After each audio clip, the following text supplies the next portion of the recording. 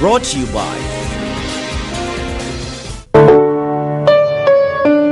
ඔබේ ජයග්‍රාහී මොහොත කුමක්ද?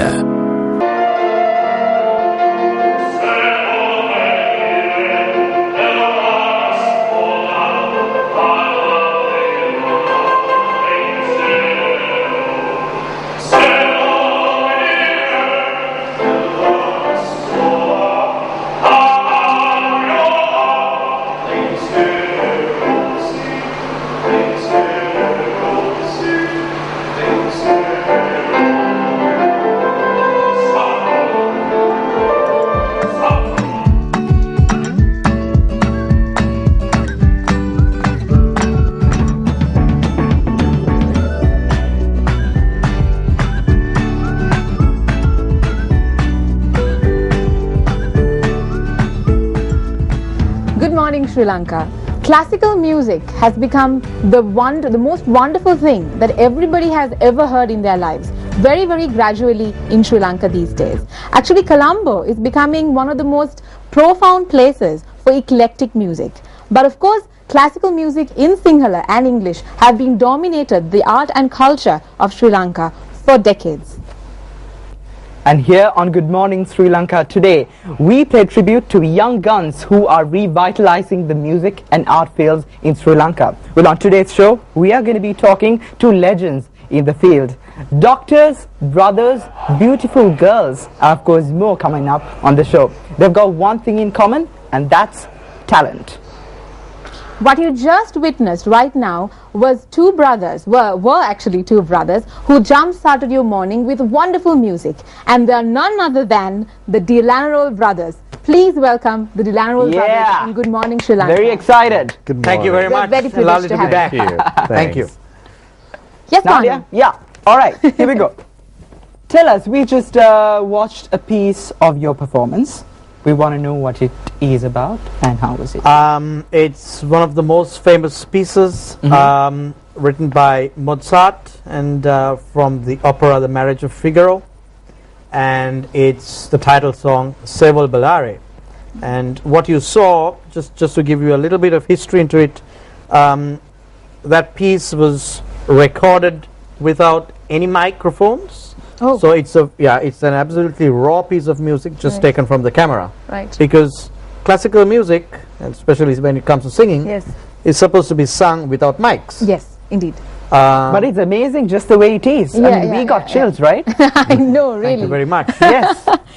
And of course, I must pay tribute to the wonderful pianist that's on the piano there, who's a good friend of us and one of the most talented young British pianist, Dr. Jonathan Clark, with whom we have collaborated many times. So tell us a little about the background of that performance. Where was it? And well, that was at the Mount Lavinia Hotel. Okay. And one of the reasons why we selected that was because of the architecture, so that it gives a very colonial atmosphere. Okay. And also because of the wooden flooring, which is very important for this type of music. All right, Ishan, getting back to you, this is the first time we are going to be talking on the show. How do you define the genre of music that you do? Well, the genre of music is very interesting and it's very intriguing. Well, I myself was never a fan of classical music until I heard Rohan listening to classical music. Yes. Okay. And that's the origin of everything. Exactly. Okay. So because we have a bit of an age gap, and so I had to, and at that time, we had these cassette players, as you would call it, and there was no escaping it because Rohan would play it as loud as ever. Okay. And so I actually started liking it, not because I liked it. I think I had to like it because that was the only thing I heard at home. Okay. Okay. One of your performances is queued up right now, so we're gonna go to that.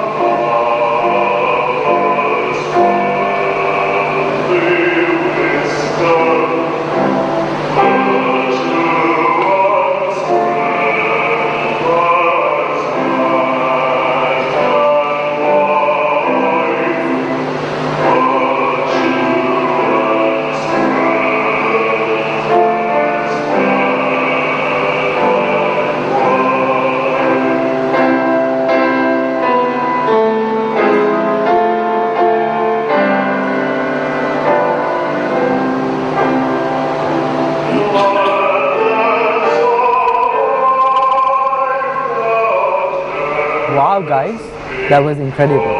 Okay, I'm gonna just ask a very random question, but this is gonna be a question that a lot of people want me to ask. All right, were you guys born with this voice, or is it some talent that you need to work on? What's your story? Or is it both, as a matter of fact? I'm answering this. It's a combination of both. You're born with a voice, and it all depends on how you are going to work on it. Okay. You know, so no voice is going to just remain just the same way if you're not going to work on it. It could be any genre of music. And I think in our case, we were given a talent. We were born with that talent, but it's another part to make sure you take it on, you know, and you work on it. Yeah. So hard work and talent both play a vital role. And a lot of discipline, I'm sure. Yes. Oh, very You know, much. a lot of Very much. sleepless nights, etc., etc. Sleepless to a certain extent. Right. Okay, so this question I really wanted to ask you. What do you think about the modern Justin Bieber generation? Well, I mean, the thing is, Rohan and I appreciate all kinds of music. Right. Apart from the music that destroys musical instruments, we love all the other types of music. So, I mean, there is always a famous or favorite song of all these modern artists. And I mean, maybe we will not like all their music, but I think in all cases, you know, there's one song or two or three which will be very appealing to you. So Well, I think Justin Bieber is terrific. Yeah, I think what he has he's doing achieved is great. As long as he makes sure he could work on time. Yes, indeed. And that's a discipline, as you said.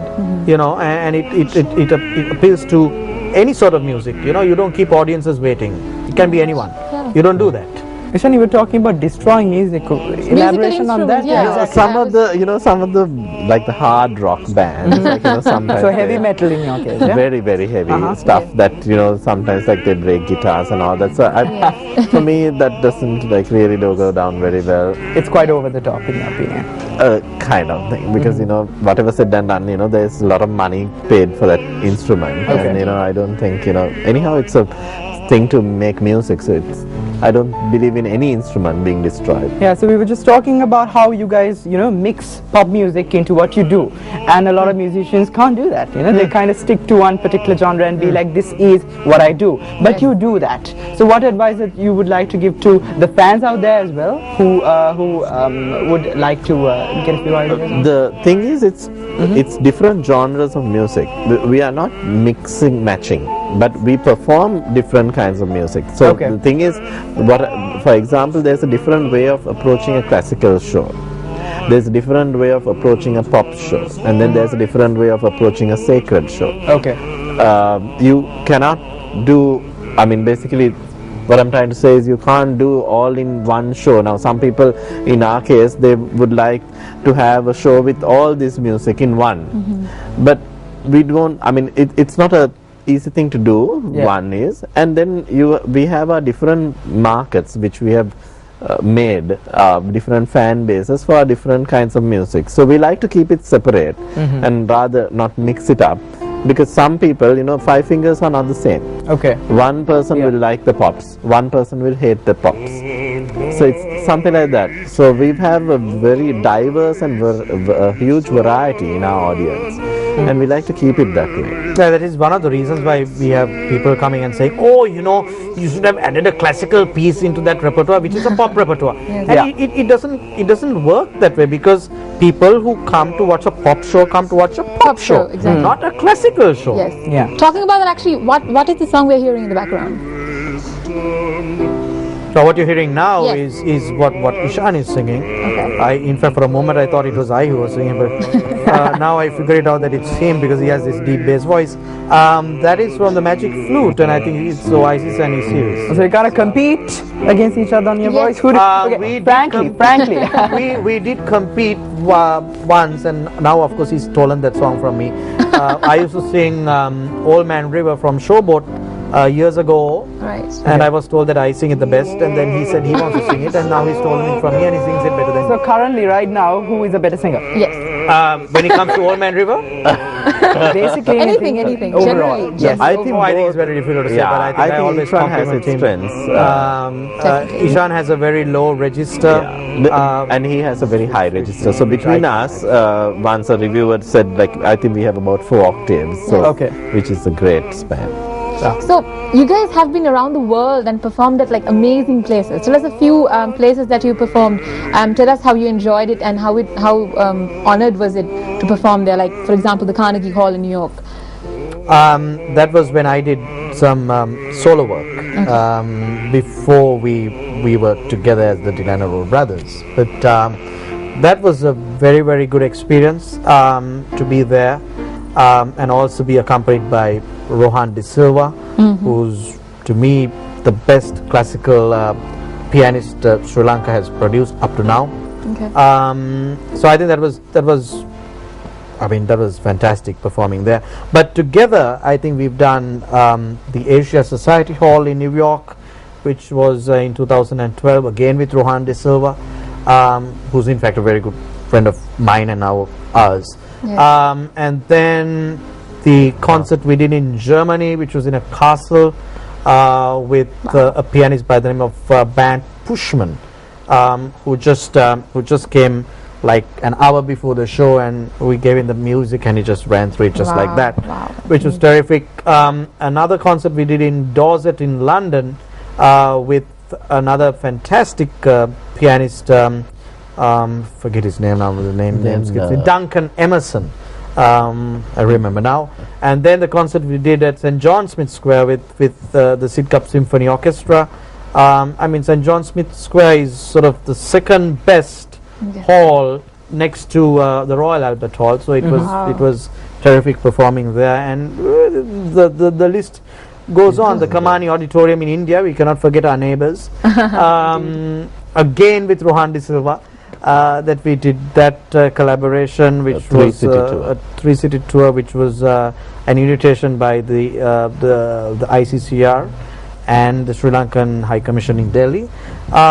So it goes on, and all that I can say is, and we can say, is that it's been overwhelming to make all these performances in all parts of the globe, and we continue to do that, and we will do that. Alright, so we were just talking about an important classical music case, and then you guys have proved from what you said as well. Exactly. Why isn't it commercial though, in this country especially? Yeah. Because I think that's one of the important questions that people... Well, I think I seem to be answering all the questions. You'll get a chance a bit later. I think it needs to be adaptable to the younger generation. To me, that is the most important thing when it comes to classical music. And you cannot dish classical music to people out there the way you did it 30 years ago. Yes, yes. indeed. You know, it's as simple as that. So if you're going to have these very uptight performances, you know, the younger generation are not to say, excuse me, this bores me to death. You know. How would you guys encourage that? Well, I have a good example, because when we were in school, we had started this Somian Chamber Orchestra, and in that I used to write the music and everything, and we were doing some classical pieces, and the orchestra was playing it. And one of the last pieces for this concert, and we were like 2 days away from the concert, was a pop piece, Stand By Me. Okay. And I had not written the music for it 2 days before the show, and I just wrote it the day before. And I remember my master in charge was very cross with me, saying like, you know, this is in the program, but where is the song? And the orchestra was so fast to adapt to the song, because they knew the song and they could relate to the song.